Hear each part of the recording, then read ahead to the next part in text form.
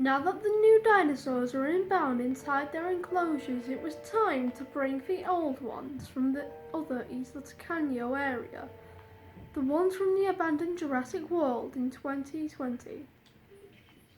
And now they will be brought over to Jurassic Park.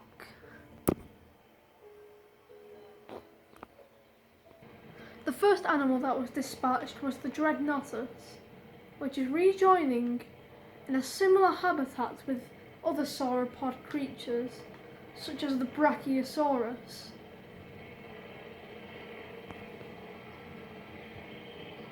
Being placed inside the Brachiosaurus enclosure, it should feel right at home and feel welcome to the other long necks.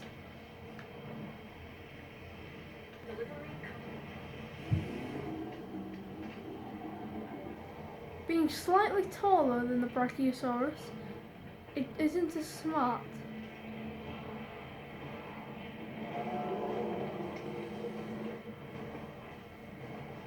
The name Dreadnoughtus was called this after the World War I battleship Dreadnought, meaning fear nothing, hence Dreadnoughtus' name meaning fear nothing.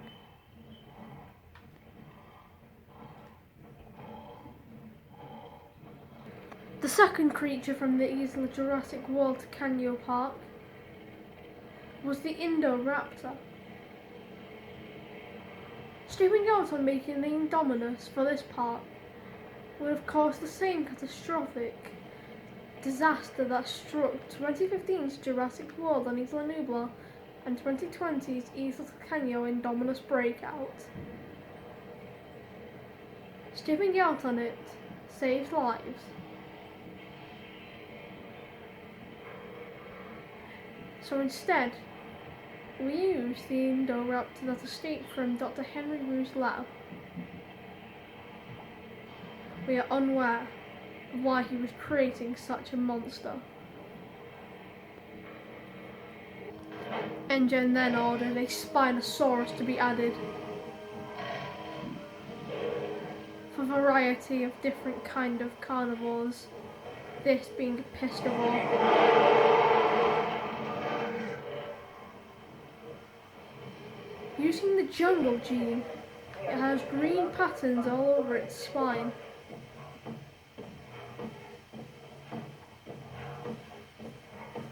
Being fresh out of its coop, it heads for the water before the ranger teams come to sedate it. Over at the start of the island where the helicopter arrival pad was, the Ceratosauruses thrive in their new paradise.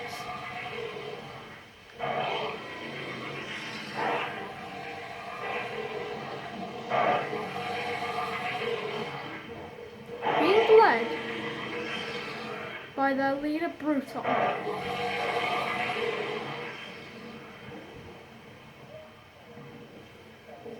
and second leader Prawn.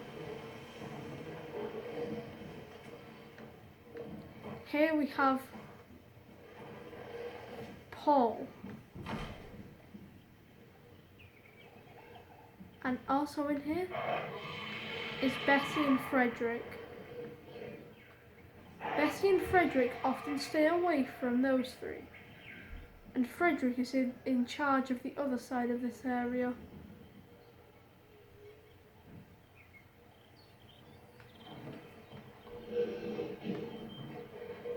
Being in charge of this area, Frederick feels so strong, and soon behind him follows Bessie.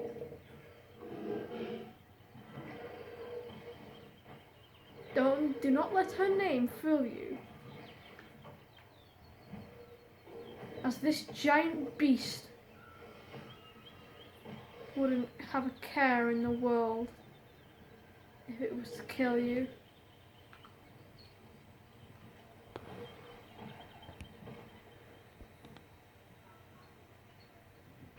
Being delivered at night time, the Indoraptor gets a chance to roam around its now new habitat. With sturdy barbed wire fences, it has no chance of getting out.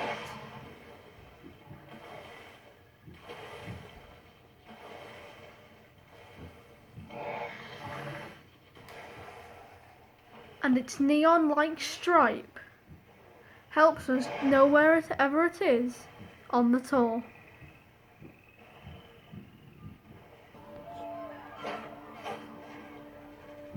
Herrerasaurus,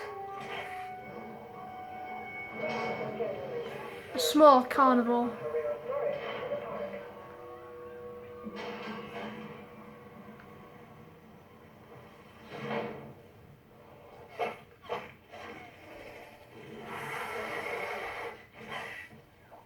This biped hissed more than it roared.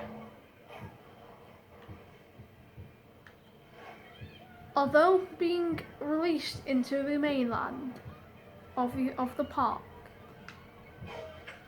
we have biogenetically engineered these animals to keep away from the humans.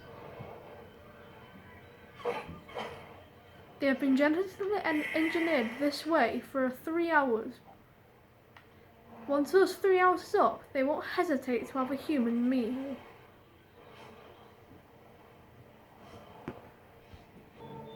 InGen then ordered one of their largest quadruped animals to be added to the park. As the sun dawns, the silhouette of this ginormous creature looms above.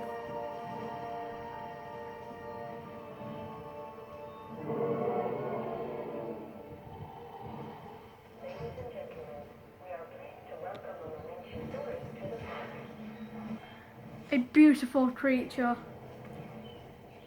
Mamentosaurus has a very, very long neck.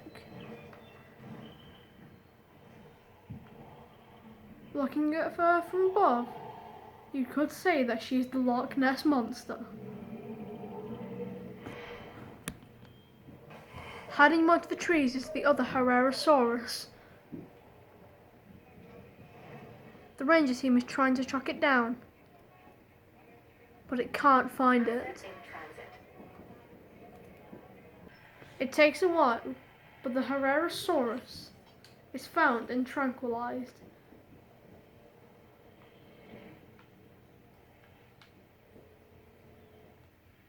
And will now be transported where her sister is.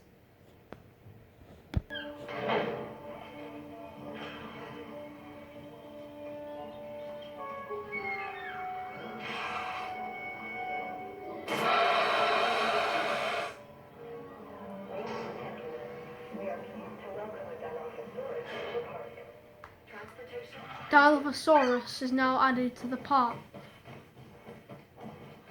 and will be placed in a similar enclosure to where its predecessors had in Jurassic World.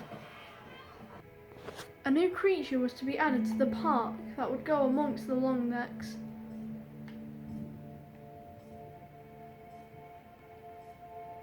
Leave your answer in the comment section down below. And what should happen in the next episode of the documentary.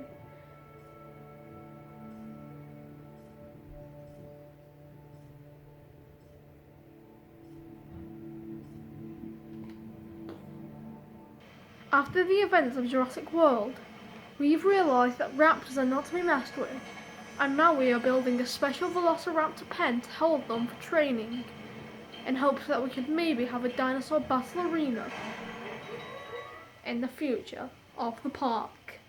Signing out.